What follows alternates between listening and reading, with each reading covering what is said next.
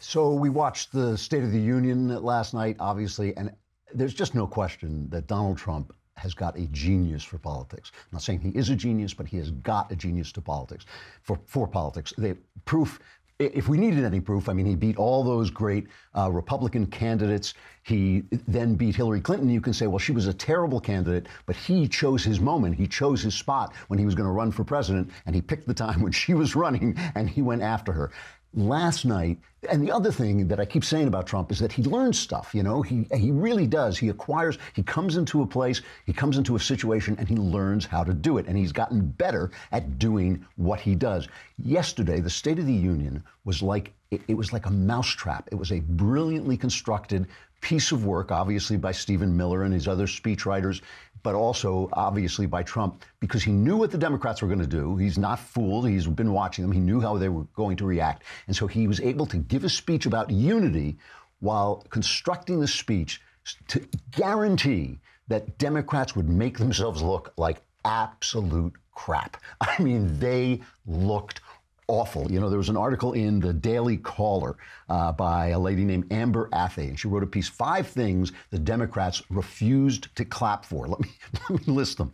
The national anthem. I mean, Trump told this story about a little boy who went around putting flags on the graves of dead soldiers. And Trump said, and that's why we should stand for the national anthem. The Dems sat on their hands. Like good thinking Democrats, great look for you, sitting on your hands for the national anthem.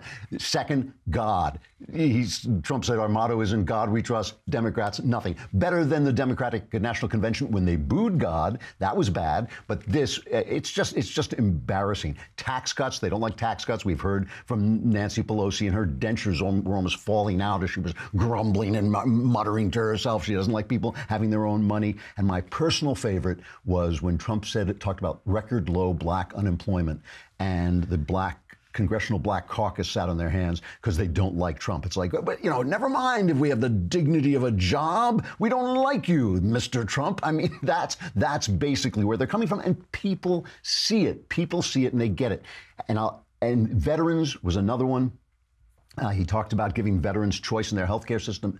Democrats sitting on their hands again. I mean, it was perfectly. He maneuvered them into position, and I believe that there was a method to his madness. There was a reason he was doing it. I have to add to the list in the Daily Caller, my favorite moment, one of my favorite moments, was when Louis Guiterres, the snarling, bitter, anti-American, pro-open borders congressman, heard them chanting USA and rushed out of the room. Just a quick picture of that.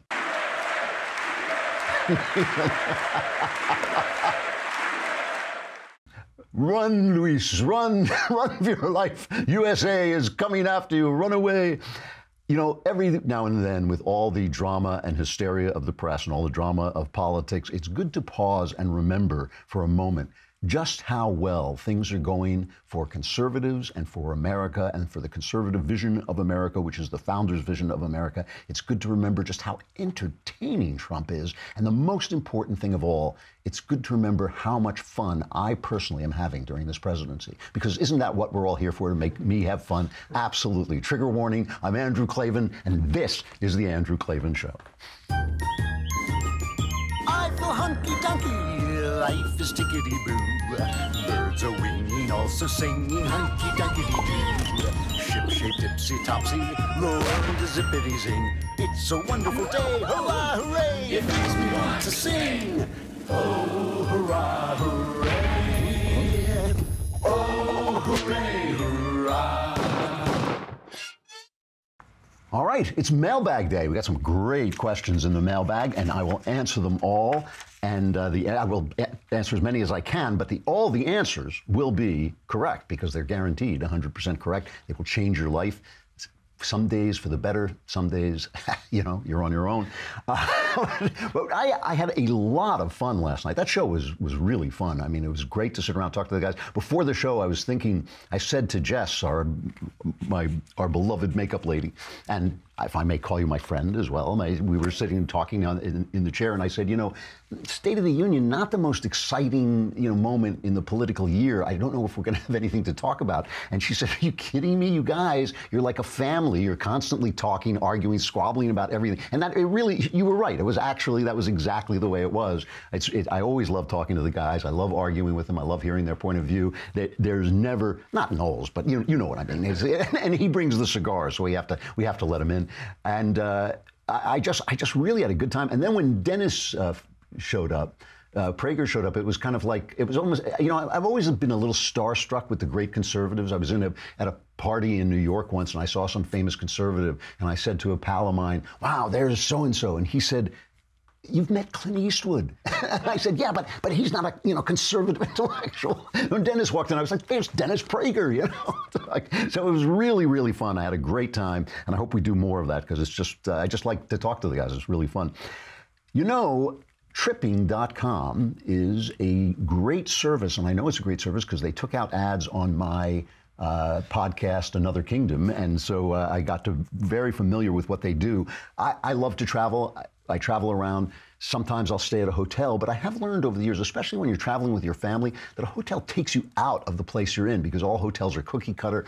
They don't always have a lot of room. If you're traveling with more than two people, if you're traveling with more than a couple, you feel like people are on top of each other. You can rent a place that will get you into the atmosphere of the place you're in. So if you go to France and you in the countryside, you can have a cottage there. You can rent, somebody's rental property will take you right there, a city, what's the word I'm looking for? A townhouse in a city, or a cottage out in the woods, or a beach house. And you can spend less time planning for this and more time relaxing with Tripping.com, because it's the world's #1 site for vacation rentals. It's trusted by millions of travelers. It's featured by the New York Times, Travel and Leisure, Forbes, and Another Kingdom. So it's good because it's in Another Kingdom. And with Tripping.com, if you're traveling to another kingdom, one search lets you filter, compare, and sort over 10 million available properties on trusted sites like VRBO, TripAdvisor, Booking.com, and more. So don't wonder if you're getting the best deal. The thing is, with Tripping.com, you're guaranteed you'll save an average of 18% per night by booking your vacation with Tripping.com. So don't forget, that's an average. You'll save an average of 18% per night.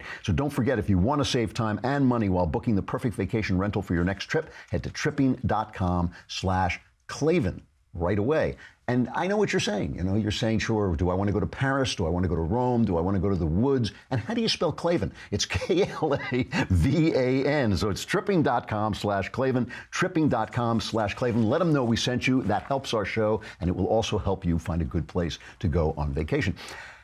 So one of the reasons I approve of the State of the Union, because Ben and Jeremy, the God King of the Daily Wire, was saying on the show that they don't like it. It's too monarchical. And I understand, and back in the day, maybe when George Washington would just send a letter to Congress, that made sense. But I think today there is too huge a structure of media between us and the president. And the State of the Union is a time when he gets to come out and put his best foot forward, and the people can see him directly. And you know who knows that? Donald Trump. Donald Trump knows that he is going to be, you forget, because we are so involved in politics, we're so wrapped up in it, we forget most people look at the headlines, they glance at CNN when they're in the airport or something like that, they glance at the paper, maybe they'll look at the op-ed if they're really dedicated very, very quickly. And they, if you think that people know about this FISA memo, they don't know about it. New York Times, you could comb through that paper forever. I'm sure it's in there somewhere, but you really could not find it. They don't know when all the networks are telling them that Donald Trump fired Andrew McCabe. They don't know he didn't do it. They don't know that he was probably as much taken by surprise. He didn't like the guy. He was tweeting against him, but he didn't fire him. And they don't know. And this is the time when Donald Trump can stand up there and speak for himself. And as I said in the opening, this speech was not just a speech. It was a political weapon, because the Democrats are so mired in resistance, they end up hating everything that's good in life. All Donald Trump has to do is say black, they say white. He says white, they say black. He says America, they say no, and he's got them. They are trapped. So he just made them look terrible. And if you don't think so, just listen. Let's compare for a minute Donald Trump's, that whole attitude of Trump's speech, which was this optimistic, we're doing great. I mean, he had it. Look, every president brags. in the State of the Union. Trump is a braggart to begin with. He's had a great year on top of that. So when he was bragging, it had a lot of resonance. So just listen to the optimism that he was putting forward. This is cut number one. This, in fact, is our new American moment. There has never been a better time to start living the American dream. So to every citizen watching at home tonight, no matter where you've been or where you've come from, this is your time. If you work hard, if you believe in yourself, if you believe in America, then you can dream anything. You can be anything. And together, we can achieve absolutely anything. Okay, so that's Trump. We can do anything, we can be anything, we can achieve anything. We're having a great American moment. Here's the Democrats' response, and this is their vision of the future. A white privileged male named Kennedy from a family of sexual abusers. Listen to the tone of his speech. This is cut number 7. We see an economy that makes stocks soar, investor portfolios bulge, and corporate profits climb, but fails to give workers their fair share of the reward. A government that struggles to keep itself open. Russia, knee-deep in our democracy. An all-out war on environmental protection. A Justice Department rolling back civil rights by the day. Hatred and supremacy proudly marching in our streets. Bullets tearing through our classrooms, concerts, and congregations, targeting our safest, sacred places. And this nagging, sinking feeling, no matter your political beliefs, that this is not right. This is not who we are. And he's standing in front of Teddy's car. You can see the broken car in the background. It's like, I hope they finally got the body out of there. But, you know, I mean, is that your experience of America? Here's the thing. They keep saying, oh, well, you know, Trump's economy is no better than Obama's economy. The New York Times was saying this morning. The wages are not right. Listen, you can jigger the numbers any way you want, but you can't jigger the dinner table. You can't jigger the dignity that comes with a job. You can't jigger the payments on your house.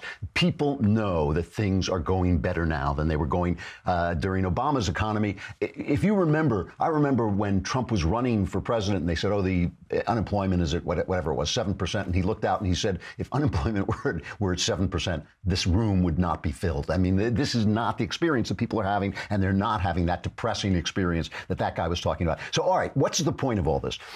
Trump says jobs for blacks sit on their hands. Trump says there's a little boy who puts flags on heroes' graves, nothing. He says veterans, God. Here's Mika Brzezinski's reaction to the fact, defending the Democrats, not applauding for the things that we hold most dear. Here she is. Why can't people give him credit for what has happened?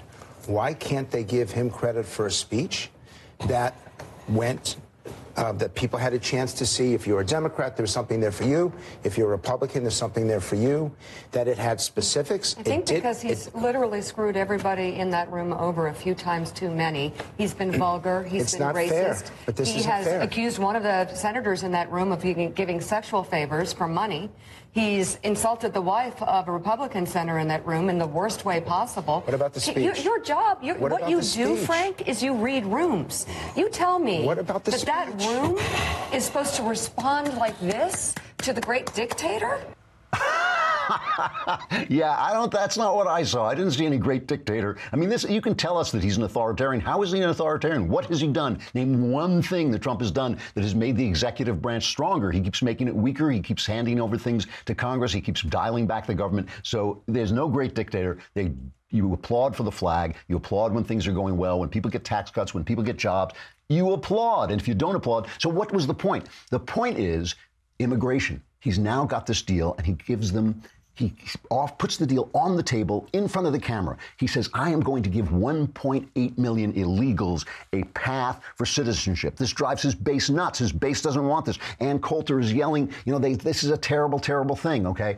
But everybody else who's not on that far side on immigration, everybody else is thinking, wow, that's a pretty good offer. And Trump then says, yeah, three more things I want. Border security, because this is what they keep doing. They keep giving amnesty to people saying, yeah, down the line we'll do border security, but they never do it. So he says, yeah, for this, I want a wall. I want no catch and release. I want to end the visa lottery program. That's number 3. You know, we can't give out random green cards for diversity purposes.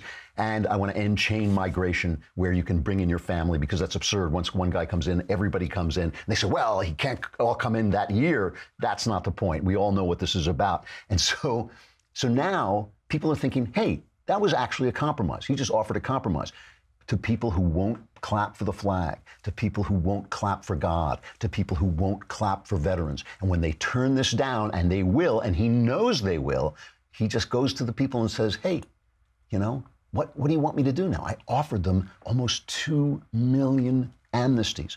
And my base is screaming at me.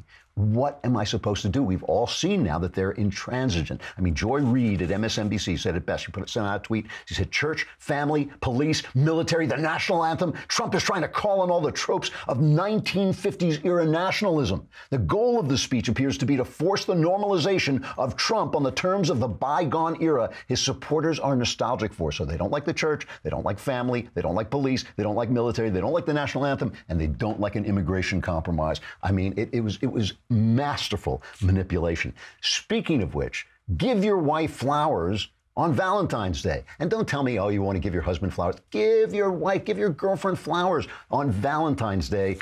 They like it. I don't know why. Who knows what women are thinking? But if you want to do this, you want to go to 1-800-FLOWERS. First of all, you can do it at the last minute when you finally remember, oh yeah, it's Valentine's Day. Or you can set it up in advance. And at 1-800-FLOWERS.com, right now, when you order early, you can get 12 multicolored roses for only $19.99, or you can double it to 24 multicolored roses, which really is nice. That's a big bouquet, and it's only $10 more. This is an unbelievable offer from 1-800-FLOWERS at 1-800-FLOWERS.com. You get 12 multicolored roses for $19.99, or twice that many.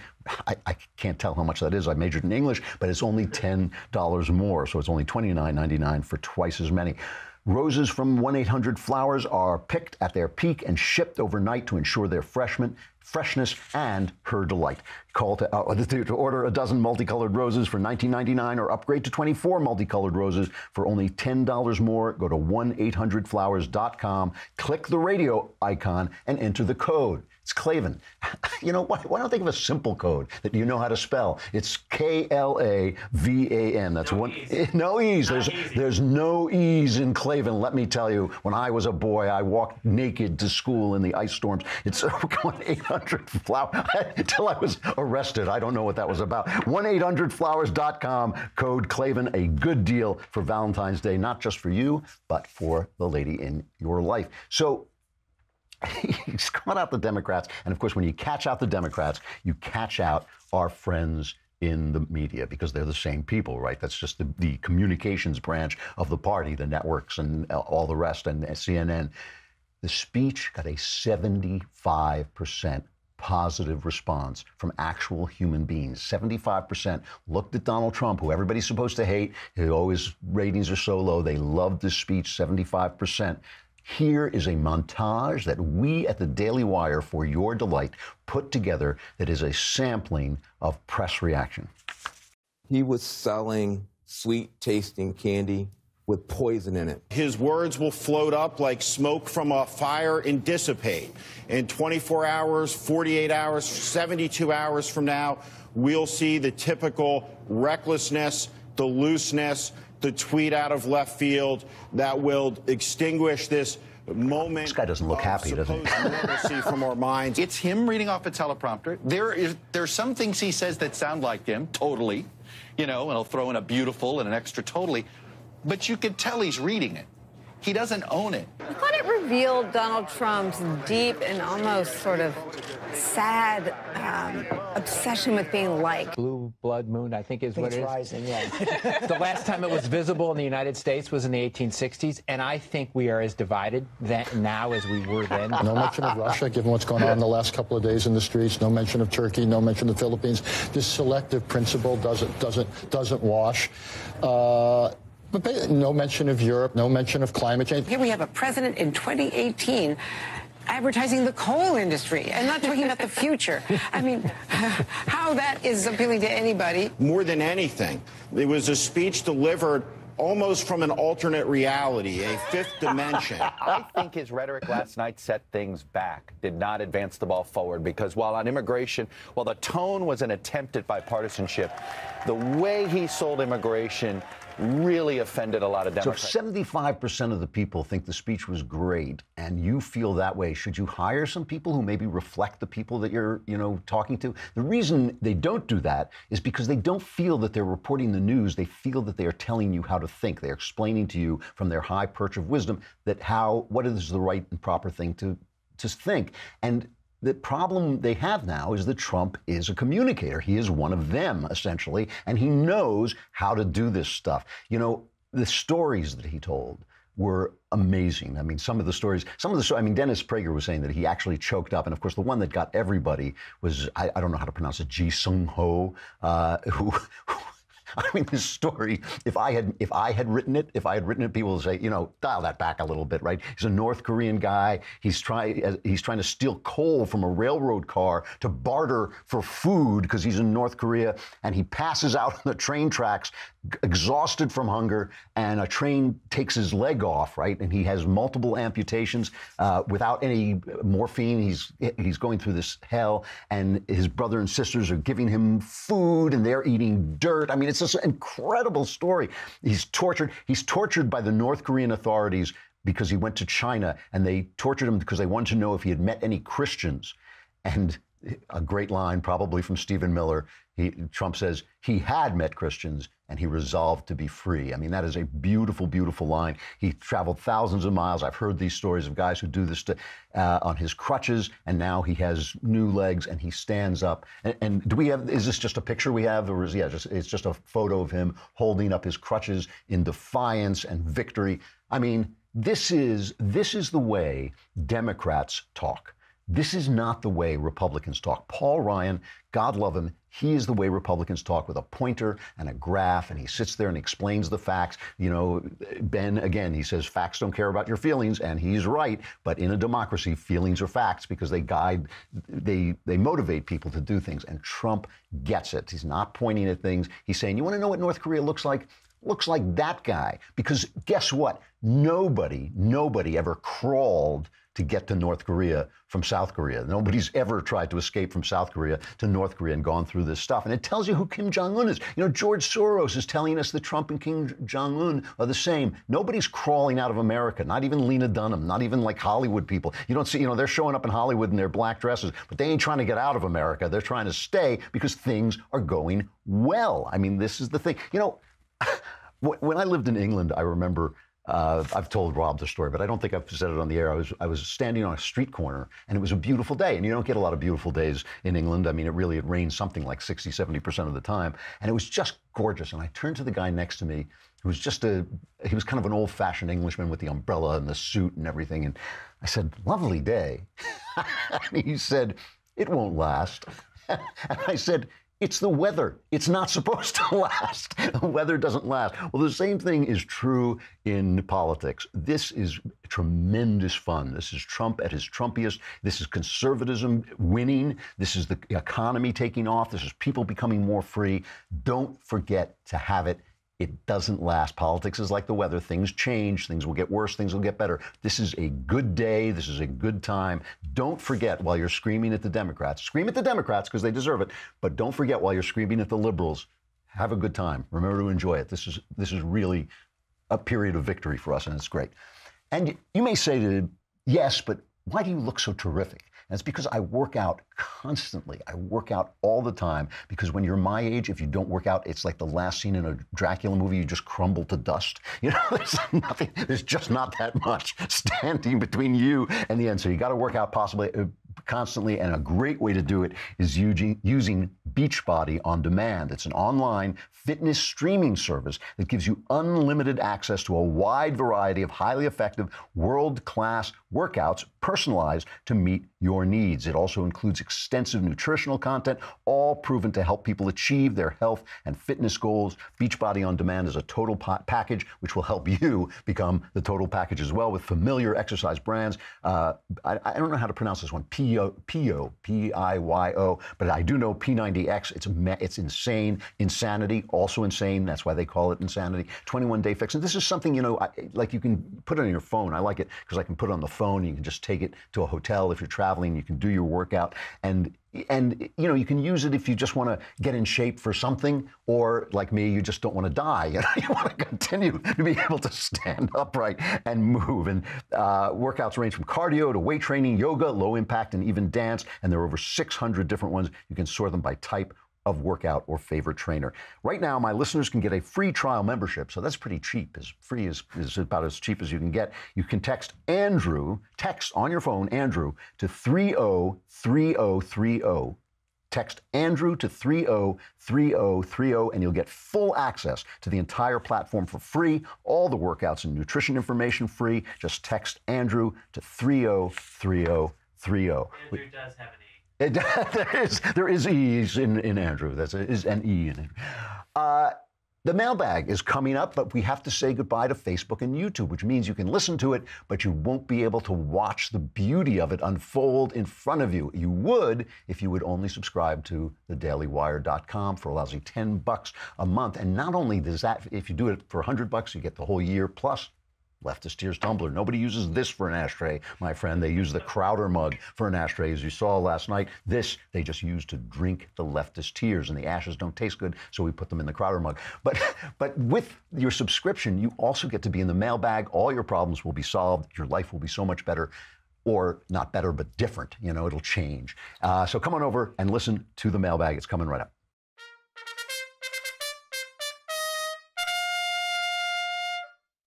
All right, mailbag. Yeah! I always try to catch them off guard, see how long it takes them to get Lindsay screaming. All right, from Matt. Hi, Andrew. At what point do Democrats go too far and hurt their chances for winning midterms? Really good question. The Democrats have bet the farm, basically. They bet everything on personal hatred for Donald Trump. And Trump, it's possible, is his worst enemy there. He's got a gruff style. He can be bullying. He can tweet things that are sometimes not so helpful. By the way, I like his tweeting. I think his tweeting, the New York Times has something like 0.5% of the reach of his tweets. So this is a way that he gets stuff out to the people who like him. But he can also be bullying. He can also go off down the wrong track sometimes. So the Democrats are depending on that. The thing is, as I always say, reality gets a vote. And if you tell people that they're not going to get taxes, or that $1,000, as Nancy Pelosi said, is just crumbs, and if you continue to tell people, oh, things are just as good as they were under Obama, or, that the New York Times said today, Donald Trump didn't do anything to ISIS.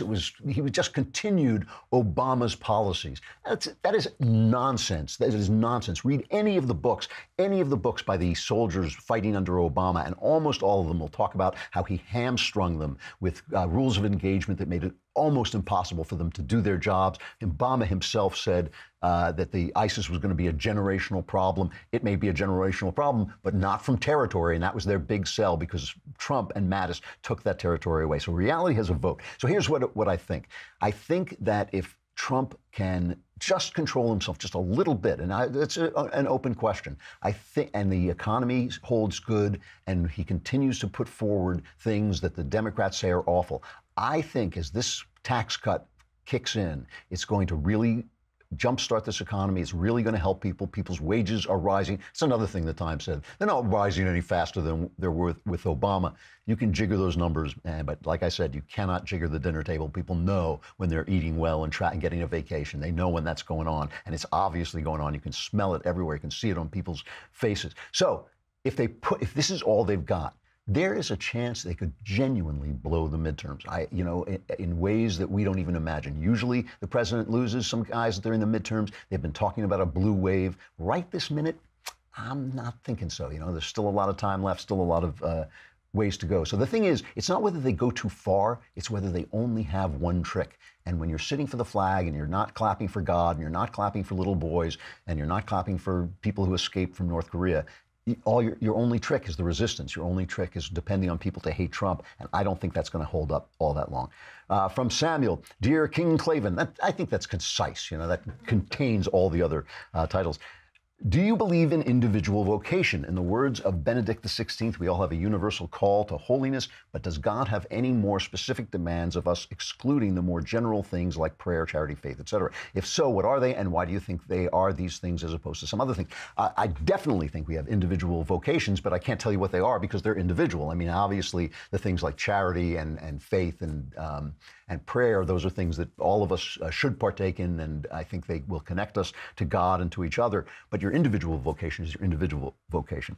I've thought about this a lot because sometimes I wonder, you know, I spend so much time working and my work is putting forward what I think is, what I hope is God's vision, you know, something that will connect people to God. And so I think that is my vocation. I think God has honed me for this and has created an instrument that is capable of doing this, even in the way it took me so long to find God. So I know a lot of the dead ends that people go down. And I think he has actually created me as a weapon.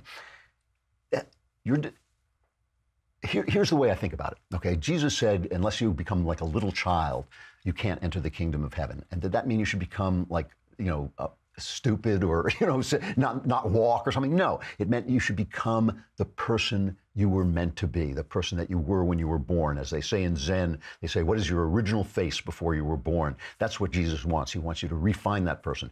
That person is defined by his desires. A person's desires are like salients of his personality. A salient is a jutting out place. It shows you the shape of who you are. The things you want tell you who you are. Now, I'm not talking about the things your body wants. Your body wants food and sex and all the things that, you know, a body wants. I'm talking about the things you want as a person.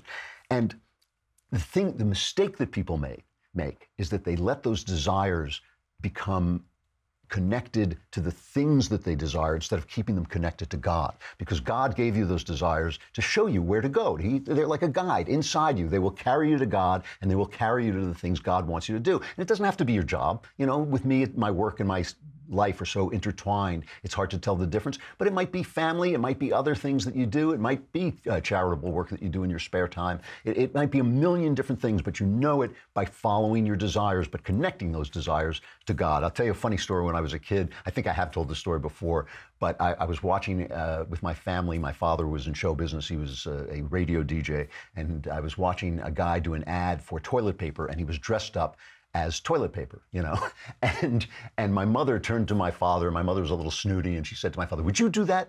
And he said, "It's a job, you know, it's a job." But I thought to myself, that guy probably studied to play Hamlet. He probably studied to act. He probably went to acting school to act in the great parts. And now he's playing toilet paper. And the reason is that he has connected his desires to the desire to act rather than what he was acting for. What he was acting to bring a kind of truth, a kind of portrayal to people that would deepen their lives and enrich their lives, and now he's selling toilet paper. It's an honest job. It's an honest job. I'm not running it down. I'm just saying that maybe he has gotten, his desires have gotten disconnected. So you want to follow your desires, but you want to follow them in such a way that they connect you to the person, God, who gave you those desires. Your desires define your vocation. They define who you are.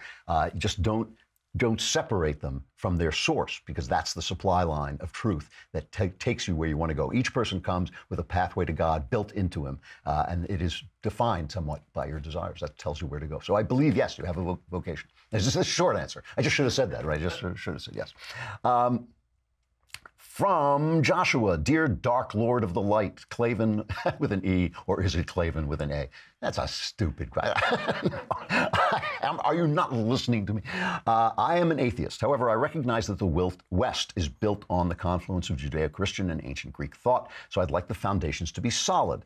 A thing in the religious worldview that I fail to understand is why Western religions require God's omnipotence, because omnipotence really does seem to me to result in the system falling afoul of the problem of evil. With omnipotence in the sense that I outlined, the answer that the world couldn't be any other way and preserve things like free will or human ability to know the good are unsatisfactory. So So my question is, am I badly misunderstanding the Western religious view of God? Well, you're not. I don't think you're thinking this through quite clearly, if you'll pardon me saying so. First, if God is not omnipotent, then something controls him. And that's paganism. The pagans and the Norse myths have gods who are controlled by fate. Fate is above the gods, and there's some fate they can't avoid. We don't believe that. It doesn't really make sense. For God to be God and not just the God of the trees and the God of lightning and the God of this and that, for God to be God, he really does have to be omnipotent. He has to be outside the world. Outside everything that's cause and effect. Now, you go on to say that he falls afoul of the problem of evil. With omnipotence, he could do anything he wants. Now, C.S. Lewis points out that talking nonsense and then putting the word God in it doesn't stop it from being nonsense. So when people used to say things like, can God create a stone too heavy for himself to lift? And you go, that's just language, without meaning. And then you put God in it, and people say, "Wow, that's profound." It's not. God can in fact make a world of free will. But if he makes a world of free will, it has to be free. He can't make a world of free will that's not free. So it doesn't make sense for you to say that he can make a world of free will, but people can't do evil in it. That just simply does not make any sense. Once you create freedom, you create the possibility of evil. Once you create the possibility of evil, there are going to be people who choose that. The world is a broken place. We know this. It is separated from God. And so it is in and of itself, even nature is torn and broken, and not the world that God wanted us to have and wants us to have still. So because of our free will, people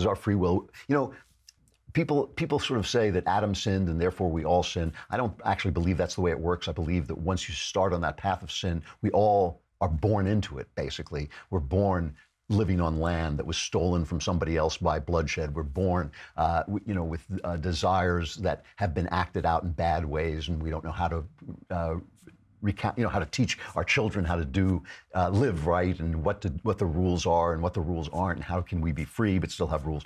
But God's omnipotence is hugely important for us to understand who he is, but it doesn't mean, it means that in order to understand evil, you have to understand freedom and how high a value God puts on freedom. And I think he puts that high a value on freedom because he puts an even higher value on love, and you cannot love without freedom. Freedom is a basic component of love. Nobody loves at the point of a sword. Nobody loves because he has to love. If God made creatures who loved him by force, it wouldn't be love. And so he is giving us this wonderful, wonderful chance to find our purpose, to find our dignity in freedom. And by the way, when you say you're an atheist but you like Western society, that argument is not going to hold water. The faith is important.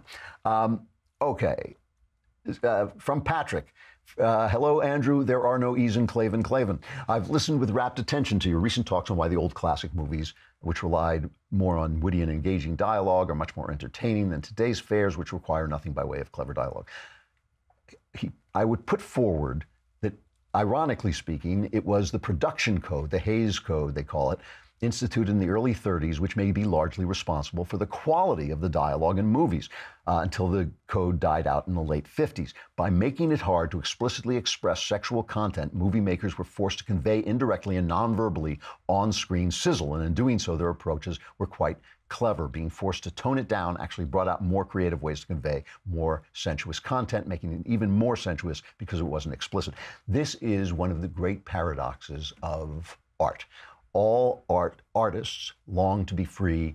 All art yearns to be free. And when you put restrictions on it, it does get better because people get cleverer. Once poetry lost the need for scanning and rhyme and rhythm, poetry disappeared. I mean, nobody reads poetry, and literally nobody. There are 10 people who read modern poetry. I read old poetry because I love it, but nobody reads the poetry in the New Yorker except the guy who wrote it, because they've taken away the limits. And yet, I would not, there is something old-fashioned. There was, when somebody writes a sonnet, it doesn't quite work anymore. It doesn't quite describe the world as we live in it.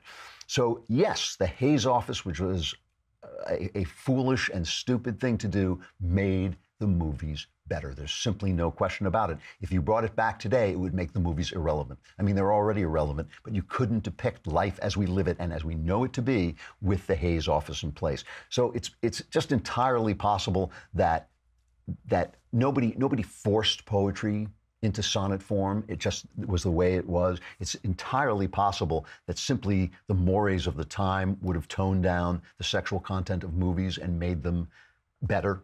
But it always is true that when you put limits on art, art becomes better because people just have to be more clever to do it. And yet, I don't believe you should put limits on art. I believe only the artist should put limits on art. It's one of the reasons I always worked in genre fiction, because genre fiction, you can't escape the needs of the fiction, and it always made a lot more sense to me.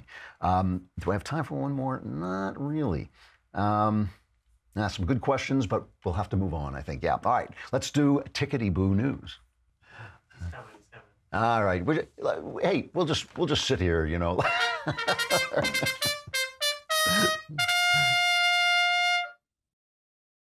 There's the Tickety-Boo News guy. We can't do the Tickety-Boo News without the Tickety-Boo News guy. I want to talk about I want to say something about women you've probably never heard me say. I joked last night on the State of the Union show. We were talking about movies, and Ben was joking about Wonder Woman, and I said, it really got me. And this is absolutely true, that there were several female journalists, feminist journalists, who said they wept when they saw Wonder Woman because finally, a woman had been a strong woman and won World War I. And I thought, but no, that didn't happen. That didn't happen.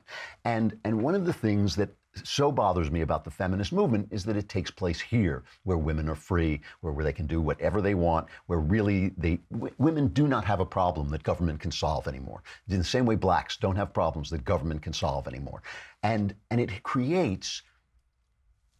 makes people stupid if they don't use their privilege to help other people or to move forward in their own lives. When they're still banding together and complaining and whining about what's going on, once they've won the fight and the fight needed to be won, they just make fools of themselves. My daughter, I know I promote my daughter possibly too much, but she's become such a fine writer over at PJ Media, and she wrote a hilarious piece today. I have to read you just the first part. Feminist Fight Club members beat the crap out of each other because resist or something. And this is the first paragraph. A group of feminists is so angry about something or other that they're beating each other up. Literally. They call themselves Femme Feral, a queer femme fighting force, whatever that means, and they want to destroy the conservative government and bring down the patriarchy by beating the living daylights out of one another. Because apparently the best way to protest things you disagree with is to put on really ugly underwear, paint your face to look like a 3-year-old did your makeup, and throw your friends on the floor. So they have this female fight club. I mean, that is the sign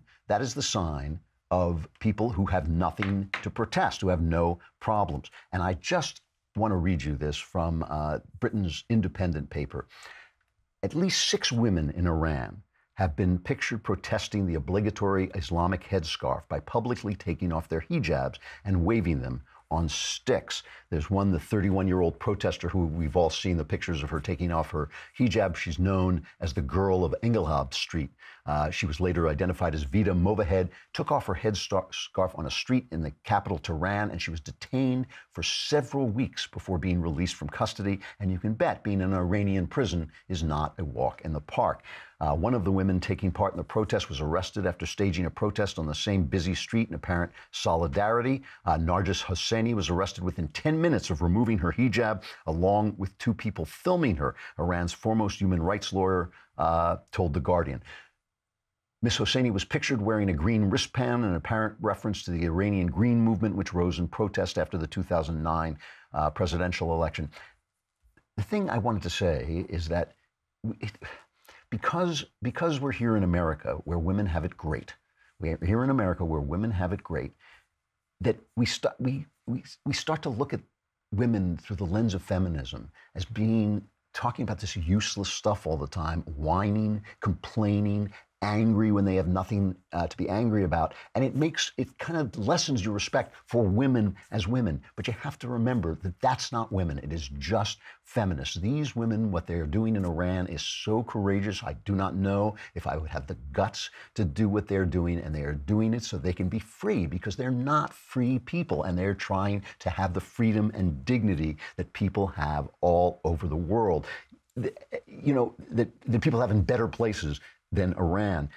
And they're so brave and they're so courageous that it reminds you of what women really are and what women really can be. And we pick on American feminists so much because they are whiny, complaining people with nothing to complain about except their own life choices. They complain about their, not being able to kill the child inside them as if that child just got there by accident. You know, they complain about things that they are responsible for. And here are women showing us, reminding us that there are real Wonder Women in the world. There are real Wonder Women who are not muscular and can't throw a spear, and don't win World War I, but simply by taking off the scarf on their head, perform an act of heroism that a lot of guys could not perform. I mean, look, there are heroic guys too, but this is something we have to remember. And it also reminds us of something else, that when we put ideas ahead of identity, there are a lot of friends to be made in the world. These are women who believe in some of the things we believe, which means we can reach out to them, even though that they're in the Muslim world. We can reach out to them if it's not about their identity as having whatever color skin they have or even whatever religion they have. It's but what ideas they are expressing in that religion and what ideas they believe in. If they believe in ideas we can somehow get close to, we can get close to them. Anyway, it's just a reminder of how brave actual women can be, because these are not soldiers, these are not tough girls, these are just people with courage doing what it takes to be free. And I just think the feminists in America, by not supporting them and by instead talking about some girl who said yes when she meant no and now she regrets it 20 years later, when they're talking about that, they're talking about crap. And I just think by avoiding this, they avoid winning the respect for women as a gender that they could be winning by standing for things that actually matter. Tomorrow we have Andy Weir, who is the writer of the wonderful novel, The Martian. As I get to the end of the show, I start to lose my memory. Do you remember what his new book is called?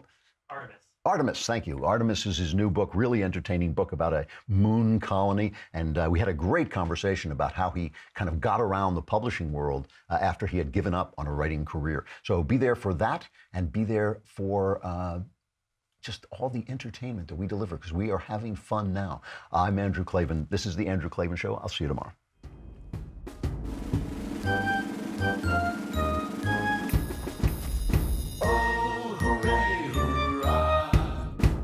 The Andrew Klavan Show is produced by Robert Sterling. Executive producer, Jeremy Boring. Senior producer, Jonathan Hay. Our supervising producer is Mathis Glover. Technical producer, Austin Stevens. Edited by Alex Zingaro. Audio is mixed by Mike Cormina. Hair and makeup is by Jesua Alvera. And our animations are by Cynthia Angulo and Jacob Jackson. The Andrew Klavan Show is a Daily Wire Forward Publishing production. Copyright Forward Publishing 2018.